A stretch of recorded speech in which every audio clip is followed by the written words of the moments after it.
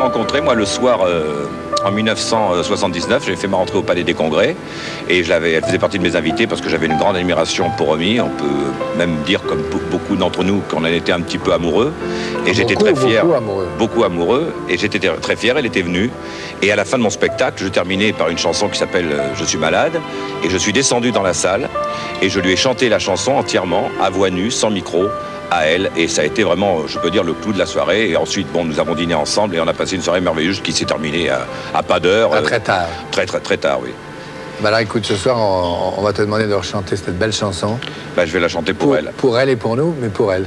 Merci.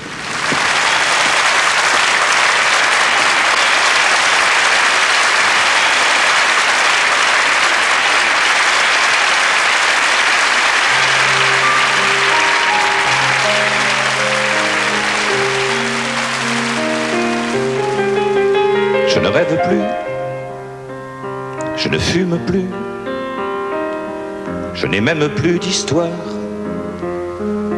Je suis sale sans toi, je suis laid sans toi. Je suis comme un orphelin dans un dortoir. Je n'ai plus envie de vivre ma vie. Ma vie cesse quand tu pars. Je n'ai plus de vie. Et même mon lit se transforme en quai de gare. Quand tu t'en vas, je suis malade, complètement malade. Comme quand ma mère sortait le soir et qu'elle me laissait seule avec mon désespoir. Je suis malade, parfaitement malade. Tu arrives, on ne sait jamais quand. Tu repars, on ne sait jamais où. Et ça va faire bientôt 2 ans que tu t'en fous. Comme un rocher, comme un péché, je suis accroché à toi. Je suis fatigué, je suis épuisé de faire semblant d'être heureux. Quand ils sont là, je bois toutes les nuits. Mais tous les whisky, pour moi, ont le même goût. Et tous les bateaux portent ton drapeau. Je ne sais plus où aller. Tu es partout. Je suis malade, complètement malade. Je verse mon sang dans ton corps et je suis comme un oiseau mort. Quand toi tu dors, je suis malade, parfaitement malade. Tu m'as privé de tous mes chants, tu m'as vidé de tous mes mots. Pourtant moi, j'avais du talent avant ta peau. Cet amour me tue. Si ça continue, je crèverai seul, avec moi, près de ma radio, comme un gosse idiot, écoutant ma propre voix, qui chantera « Je suis malade, complètement malade ». Comme quand ma mère sortait le soir et qu'elle me laissait seule avec mon désespoir. Je suis malade, c'est ça, je suis malade. Tu m'as privé de tous mes chants, tu m'as vidé de tous mes mots et j'ai le cœur complètement malade. De barricades, t'entends, je suis malade.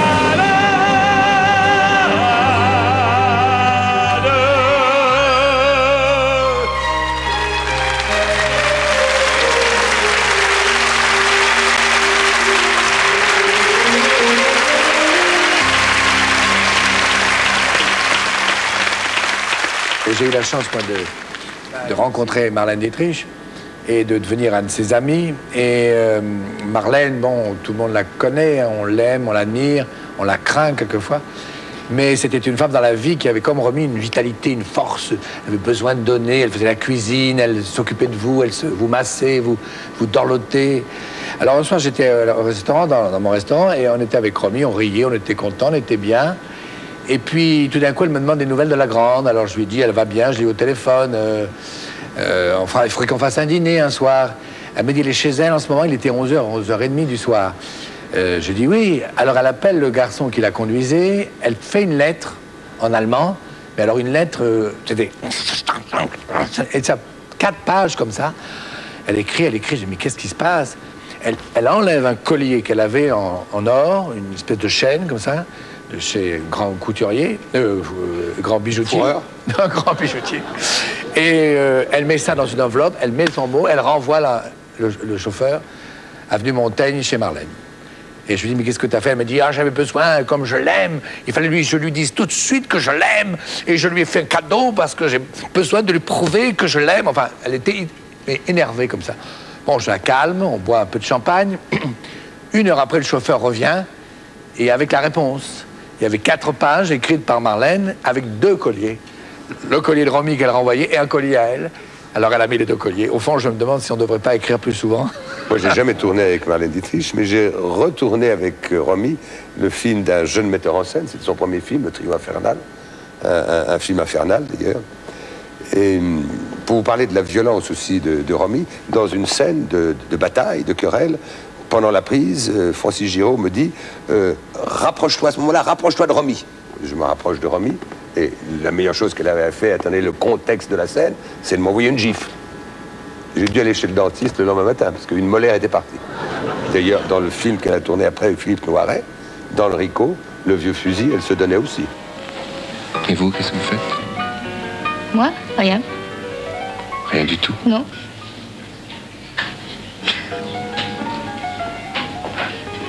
Enfin, je sais, c'est pas facile. Merci. Merci.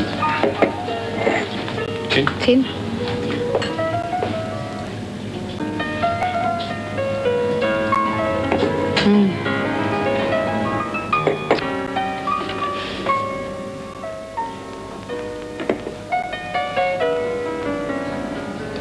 Vous êtes riche? Ah non. Non. Non, je travaille quand même un peu quand j'ai plus de sous. J'ai une amie qui a une librairie et je l'aide. Avant, j'ai fabriqué des faux bijoux pour un couturier. Puis... Pourquoi? Ça vous intéresse? Quoi donc? Ben, je ne sais pas, moi.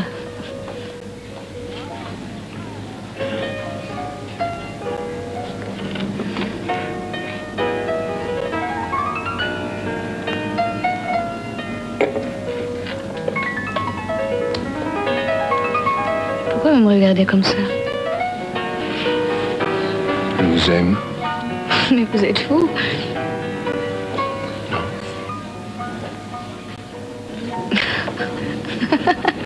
Alors pour rendre Romy jalouse, parce que elle aimait beaucoup les comédiennes belles, jeunes, jolies, mais enfin, quand elles étaient trop jeunes et trop jolies, elle trouvait toujours un petit défaut. Oui, c'était une concurrence. Oui, oui. Et puis elle était maligne. Oui, très maligne.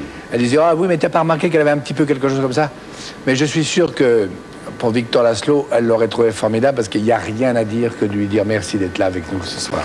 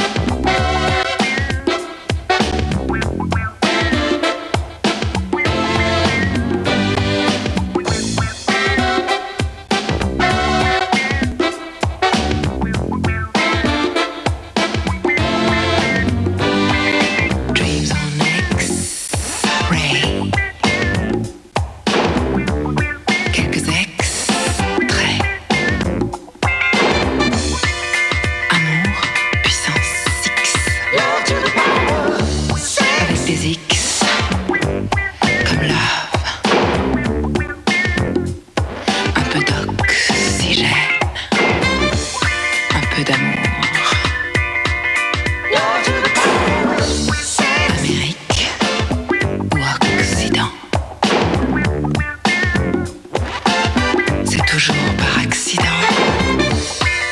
Tout plaisir annexe. Amour puissance X.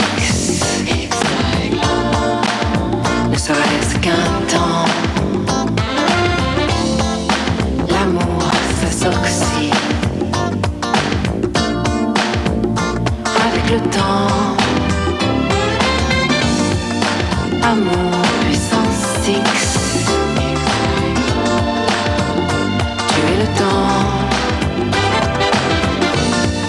Les passions, ça s'oxyde. Je t'en prie. Attends.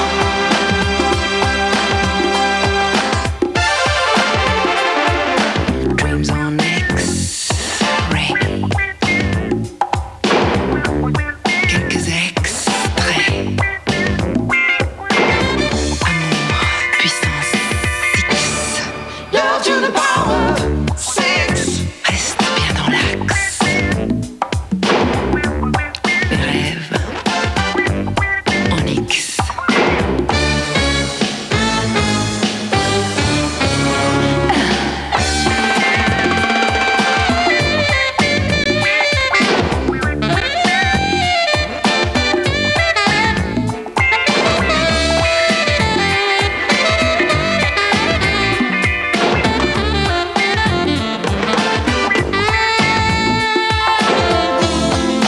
Amour, puissance X. Ne serait-ce qu'un temps. L'amour, ça s'oxyde avec le temps. Amour, puissance X. Pas pour longtemps. Bientôt l'équinoxe.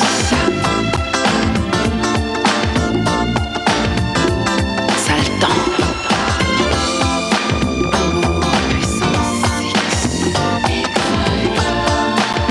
Ne serait-ce qu'un temps.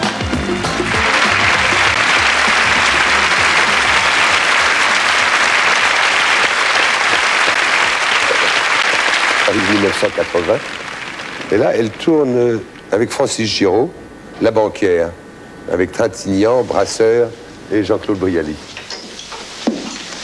Monsieur le Président, mes chers amis, permettez-moi de vous présenter la financière et journaliste parisienne, Madame Eckert. Il y a, je crois, une importante information à vous livrer. C'est un très grand honneur pour moi d'être ici parmi vous dans le monde prestigieux des idées. Je ne suis hélas qu'une femme d'argent, mais comme je n'ai pas trop mal réussi avec ma défense du franc, je vous annonce la naissance d'un nouveau journal du groupe Eckert. Un hebdomadaire, Monsieur le Président, dont la seule ambition sera de répandre votre pensée à travers l'Europe. J'ai l'honneur de mettre à votre service la défense de l'Europe. Madame, je vous remercie de tout mon cœur. Longue vie à la défense de l'Europe. Dont je confie la direction à Maître Rémy Lecoudray.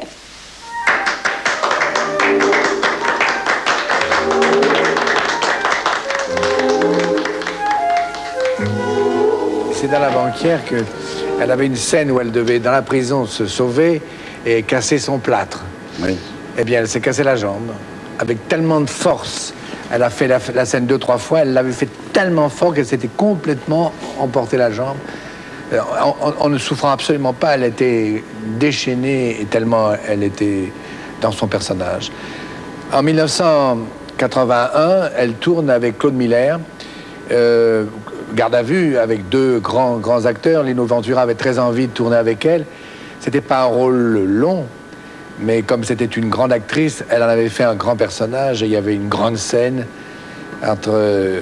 elle jouait la femme de Michel Serrault et c'est une scène avec Lino Ventura.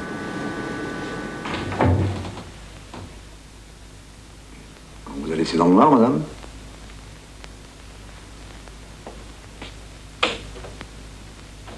Voilà. C'est mieux comme ça, non? Mon mari est chez vous depuis des heures, monsieur l'inspecteur. Et je sais, madame. Et nous risquons d'en avoir encore pour un moment, je le crains. Vous l'avez arrêté? Non, non, non, c'est une simple garde à vue. Je peux savoir pourquoi? Je ne suis pas sûr d'être obligé de vous répondre, mais il est peu probable que vous l'ignoriez. J'ai habituellement le sens de l'humour, mais je trouve le vôtre détestable. Je traversais toute la ville pour voir mon mari et j'exige... Non, vous n'avez rien à exiger, madame.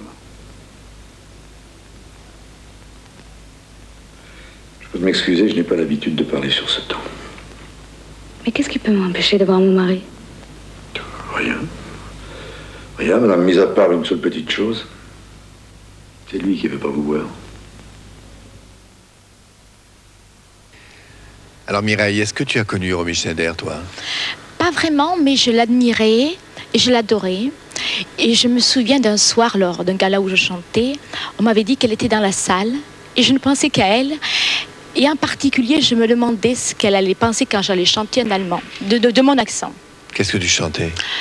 Die Tag der Liebe, un livre de Schubert. Die Tage der Liebe, wie Rosen so schön. Mais tu sais, moi, je parlais souvent des chanteuses ou des chanteurs qu'elle aimait, dont toi. Et elle t'admirait en dehors de ta voix magnifique. Elle trouvait que tu étais un vrai soldat, que tu te battais, qu'elle aimait les gens qui étaient comme toi, en pleine forme et en pleine force. Et ce qu'elle était dans la vie, parfois la flanchait. Mais elle t'admirait parce que tu étais un petit soleil. Alors d'ailleurs, je suis sûr qu'elle aurait adoré cette chanson, Les soleils bleu, blanc, rouge, que tu vas nous chanter maintenant pour elle.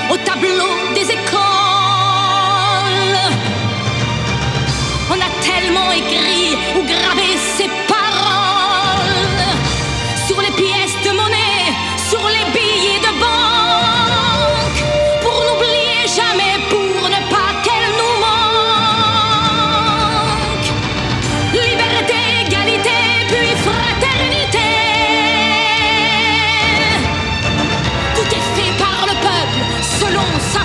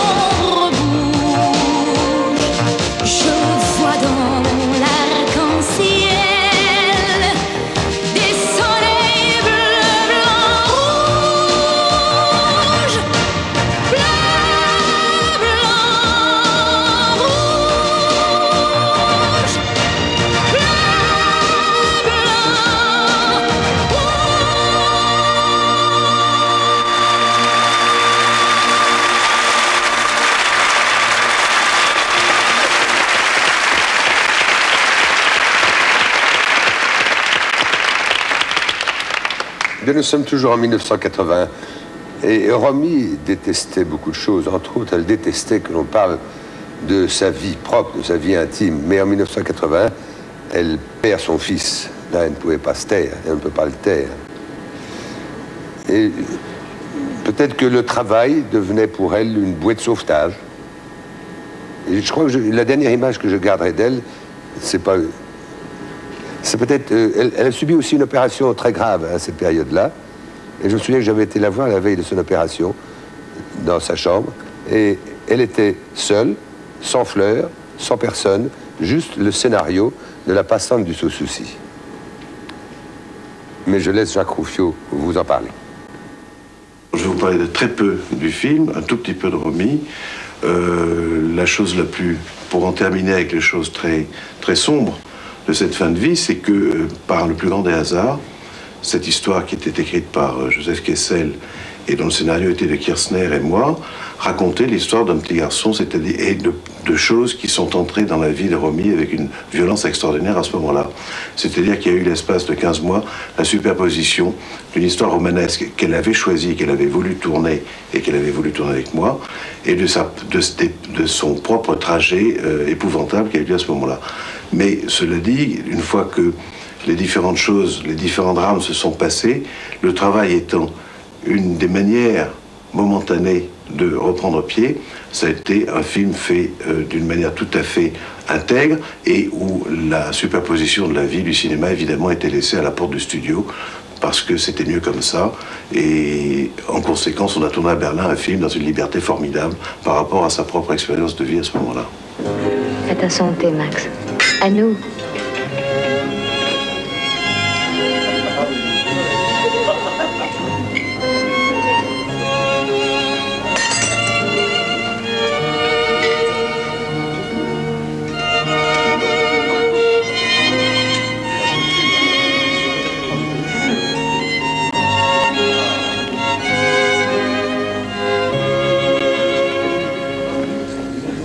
Madame, que pouvons-nous jouer pour vous?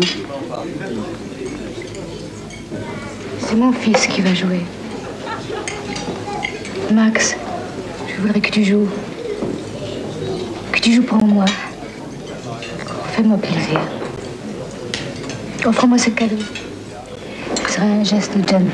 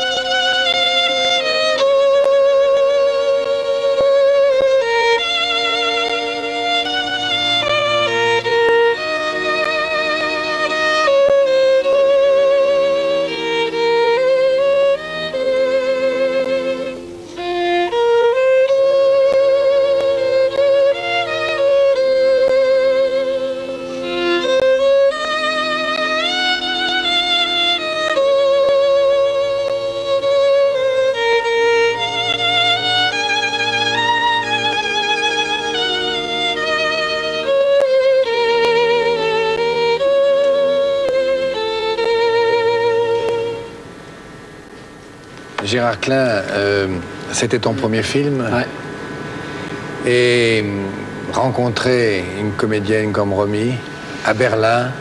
À Berlin, oui. À Berlin. Mm.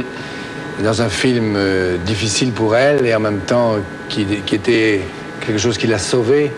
Comment s'est passé le tournage? Vous avez beaucoup parlé, vous avez beaucoup travaillé, mais vous avez beaucoup ri, je crois, parce que tu es quelqu'un qui a une santé. Oui, je suis assez gai, oui. Non, mais ce qui nous a rapprochés, elle et moi, c'est qu'on avait peur. Enfin, je suppose que quand elle faisait des films, elle avait peur à chaque fois. Et moi, j'avais une trouille pas possible, puisque c'était la première fois. Donc, ça a fait que nos rapports étaient simples dès le départ. Il n'y a pas eu, de ma part en tout cas, un côté adoration de la star et tout ça. Et ça a été très très vite, on s'est bien entendu. En plus, j'avais étudié l'allemand très longtemps, à l'école. Et c'était Frau Schneider, et moi j'étais Herr Klein. Et on parlait allemand, ce qui agaçait un peu Jacques Rouffio parfois. Et je lui chantais, Mireille Mathieu a chanté une très très belle chanson en allemand. Moi je lui chantais « Wenn Gott will, rechte uns erweisen », des chansons que j'avais apprises au lycée. Elle était morte de rire. À 7h30 au maquillage le matin, tu sais que les gens sont... c'est un peu dur des fois le matin. Donc on avait des longs moments comme ça tous les deux avec Jean-Pierre Echen et Maxou Guérin qui l'ont bien connu parce qu'ils l'ont maquilleur et coiffeur. Et tous les quatre on avait des très très bons moments où on se faisait la journée, on se faisait nos textes surtout tous les deux 500 fois. Et le soir après le tournage vous aviez un petit peu il est arrivé parfois, surtout à cause de Michel Piccoli, qu'on fasse des banquets. Ah oui? Ouais. Non, pas à cause de lui, mais il était pas le dernier dans les banquets avec Jacques Rouffio. Et j'avoue qu'on a rigolé. Il y a des moments où elle a vraiment bien rigolé. Et c'est bien, parce qu'on peut... Enfin, je pense qu'on peut arriver à être déchiré quand même, parce qu'elle l'était. Et puis par moments avoir des... comme une lampe halogène, elle était. Tu vois? Mais sur une lampe halogène, ça oui. donne, voilà. Elle était ardente. Et enfin, moi j'ai un très très bon souvenir. Et quand j'en parle, à chaque fois que j'en parle à des gens, à n'importe qui, je suis pas triste, quoi. Je dis qu'elle était éclatante et qu'on a eu des crises de rire, même si après elle devenait redevenir très triste, tu vois, mais on a eu des éclateries très intéressantes, à cause de la langue allemande surtout. Et on a mis longtemps à essayer de traduire un mot, j'en parlais avec la belle allemande qui a chanté tout à l'heure, un mot allemand qui est Sehnsucht. Suchen, c'est chercher. Tu perds pas ton temps, hein? Non, non. Et on a essayé de traduire ce mot-là. Ah oui. Ben, je lui ai parlé en allemand, j'ai senti qu'elle était... Oui. Ouais. Elle m'a dit qu'elle était allemande, j'avais deviné. Attention, tu sais que Romy était très jalouse. Oui, je sais. Mais Sehnsucht, on n'a jamais pu le traduire avec Frau Schneider. Ja, das weiß ich. Vous êtes bien Madame Wiener? Oui. Ah, voilà. On m'a demandé de vous remettre ça. Qui? Je ne sais pas. On m'a dit Madame Wiener, hôtel Georges V. J'ai téléphoné. Si vous êtes bien Madame Wiener, Elsa Wiener, prenez-le. Qui vous a remis cet argent? Un type dans le train. Comment était-il? Oh, je ne sais pas, il était grand, pas très bien habillé, pas rasé, et avec une casquette. Michel. Mais il m'a donné cet argent tout d'un coup, il l'a fourré dans ma poche. Mais pourquoi vous? Il devait chercher un Français ou quelqu'un qui allait à Paris. Après, j'ai compris, des policiers allemands l'ont emmené sans lui demander ses papiers, sans rien. À mon avis, il savait qu'il était cuit et qu'il passerait par la frontière.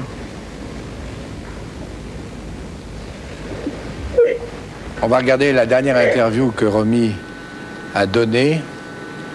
C'est très émouvant parce que c'est sa dernière interview, mais grâce à Michel Drucker, on a tout d'un coup le visage d'une femme blessée, mais qui veut vivre, qui veut survivre et qui croit qu'on peut vivre encore à deux.